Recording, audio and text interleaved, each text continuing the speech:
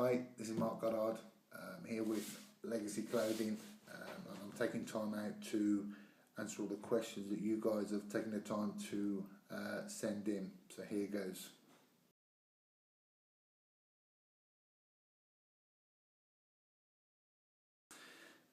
Back of the head. Yeah, there was quite a bit of confusion between this. There is a clearly defined definition, for want of a better description. This came from the ABC, or Association of Boxing Commissions in the USA. This is what's born and governed from state to state for the unified rules, most notably within the UFC. So yeah, under the unified rules, there is a clear definition of the back of the head. The discrepancy came with either a 2-inch mohawk line or a headphone rule, and there was confusion. Different referees, different states, different promotions, and fighters and refs and coaches together, they didn't understand. There was different. You can do this here, you can do that there. Different interpretations and explanations. As I said, there is a clearly defined compromise between the two. If I draw a line from the top of my ear across the back of my head to my left ear, anything within, below or behind that line is deemed as the back of the head. What I also have to take into consideration is a 2-inch mohawk line from the middle, from that line up to the crown of my head. So it's a compromise between both the mohawk and the headphone or nape of the neck rule.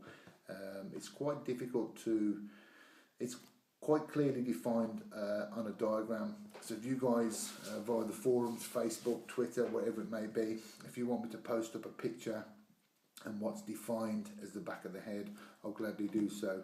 It just goes to show really, one of the more pressured decisions a referee may have to make.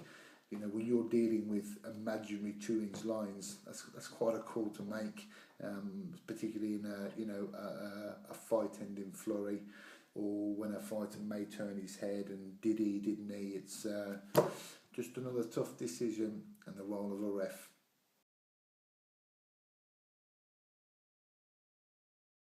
Regretting decisions, that's not really something I'm going to partake in. Look, like any other referee, I'm human, and sometimes I may make a call and people may question why I made that call, and that's all good.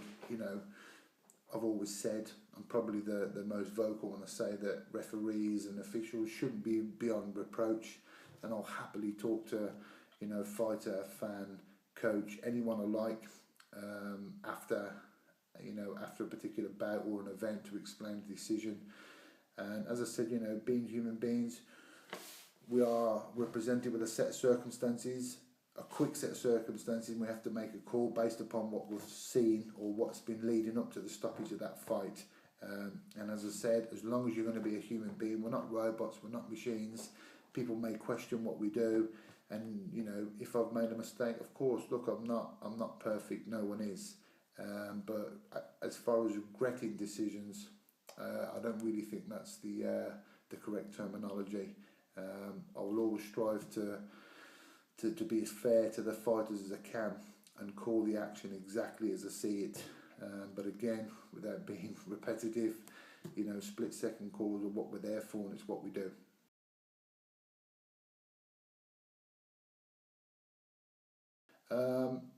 No, I don't really think those strikes present too much of a problem. And I certainly don't think there's a case for banning them.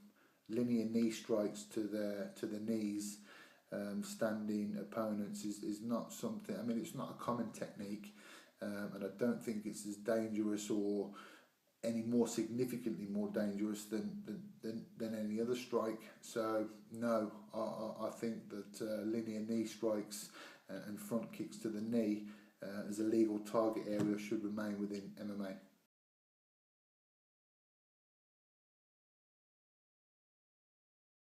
Hate mail. Going back to what I was saying in a previous question, look, we're human beings, we make calls, sometimes they're not popular, sometimes they are popular, Yeah, I've had a few fighters and some relatives and close friends who have been slightly aggrieved at a decision I shall make, but I'm not going to divulge who that is for now in the interest of fairness. I'm going to keep that for the book of memoirs. My flat cap. Thanks, Gary. The flat cap was something I used to wear out and about and at events a few years ago. You'd be happy, well, probably be happy to know that the flat cap's now in retirement, so I don't think we're going to be seeing it anytime soon.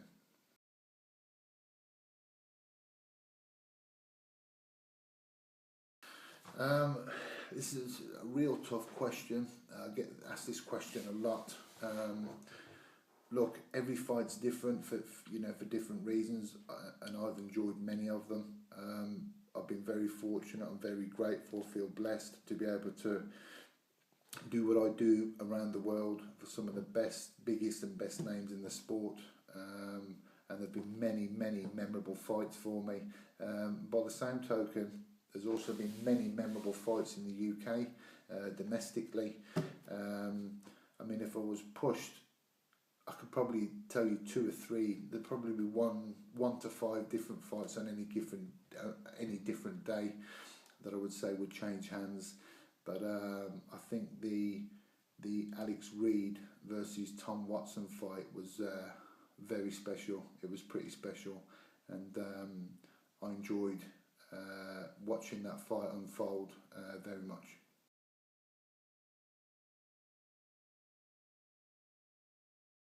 I don't know, you're going to have to ask the fighters. As a referee, I'm certainly not there to be intimidated. If I was, I'd have to quit and find something else to do. When it comes to refereeing a fight, no matter who it is, no matter what's at stake, no matter where it is in the world, I'm there to take charge, and the fighters have to know that I'm taking charge. And intimidation is a tactic specifically reserved for their opponents, and definitely not an official.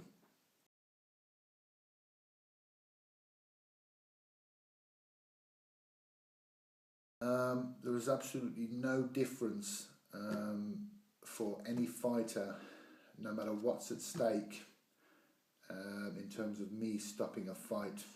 And by that I'm talking of professional mixed martial artists here. Of course, if I have a young amateur and he's caught in a hyperextension and he's not showing me anything that's going to significantly improve his chances of escaping that fight, I'm going to be more inclined to err on the side of caution. As an amateur, it's not these guys' livelihoods. They've got jobs, some of them as colleagues, this, that and the other, and sometimes I have to save fighters for themselves. But in terms of level, look, when a fighter is in a position to not be able to intelligently defend himself, regardless of who he is, that's it, the fight's over, and I don't care what's at stake.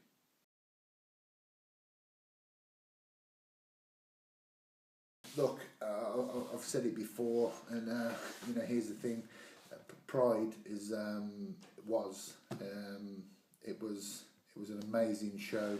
It was an amazing promotion, and it gave birth and spawned some of the most memorable fighters, scenarios. In MMA, there's lots of things and lots of people hold close to their heart. But as I've said before in interviews and articles, I think that MMA's evolved, and it's evolved for a reason. And the unified rules are pretty much as close to they need to be in terms of what's allowed and what's disallowed. So it may be the boring answer, but knees and kicks to a grounded opponent is not something that I would wish.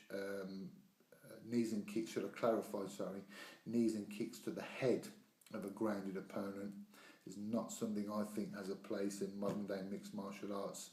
And purely from a safety point of view, in the cage, if you imagine being stuck on your back as a heavyweight and your head wedged to the side of a cage in a ring, arguably your head could escape under the rope. you imagine as a heavyweight or a super heavyweight, and you've got a close on 300-pound man sucker kicking you in the face. Aesthetically, I don't think it looks right. And as I say, I think MMA's moved on for the right reasons, and I would definitely leave kicks and knees to the head out of unified MMA.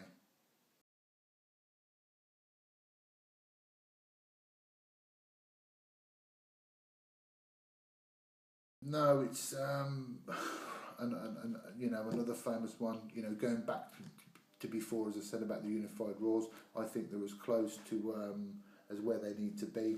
I'm not saying that things aren't going to change, and I'm not saying that things shouldn't be looked at in order to tweak or perhaps make you know, better or safer for the athletes. But as far as elbows go, I think it's an integral part of the game. I think it's an integral part of some fighters, their arsenal, and particularly for, you know, for fighters who favour ground and pound. I'm in favour of elbows remaining in mixed martial arts, and I think they should.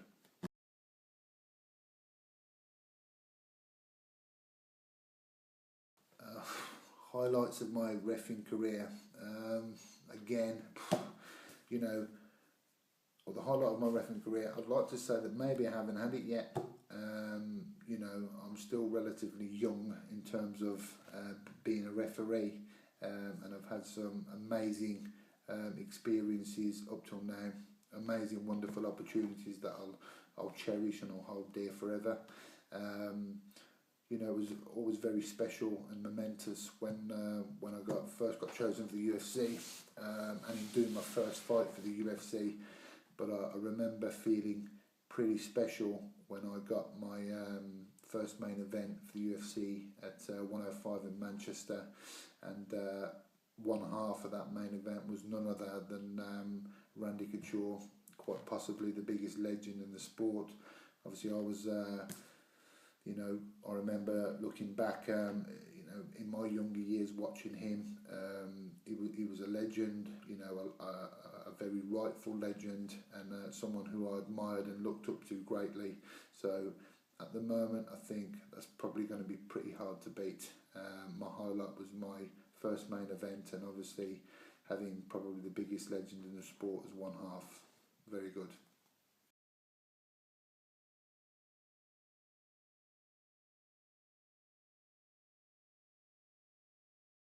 A fight between anyone.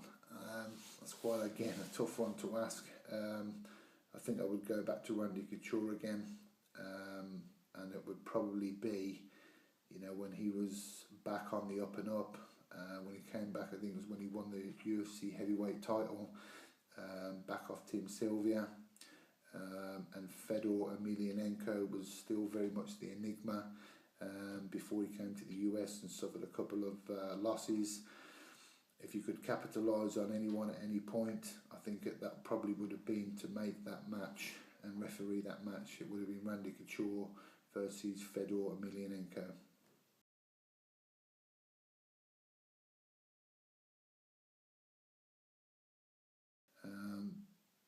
My favourite fight of all time, again, look, I think I may have answered this in some previous questions.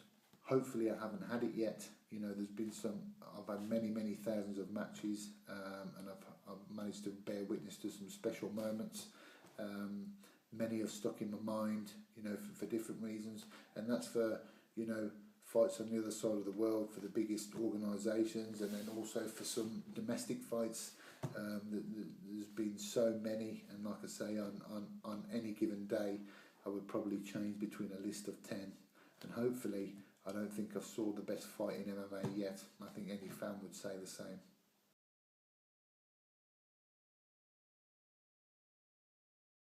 Yeah, I would like to play Ultimate Ball. It looks like a lot of fun.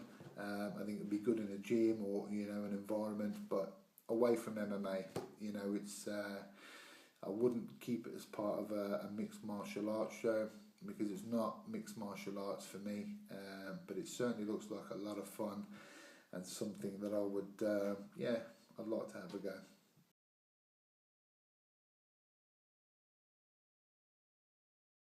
Come on, man. No question, that would be me. It's not even close.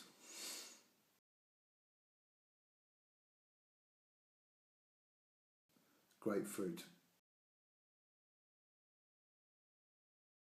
Apples. Coffee. Always coffee.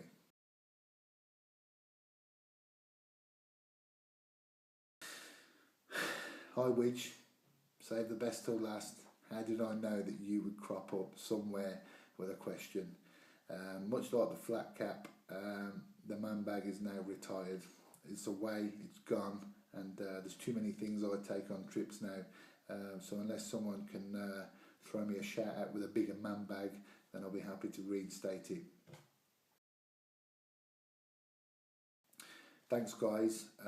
Hopefully that's give you an insight into what I actually think and what my actual thoughts are. I want to thank you for your questions, and hopefully we can do this again, maybe a little bit more in depth next time. So thanks a lot.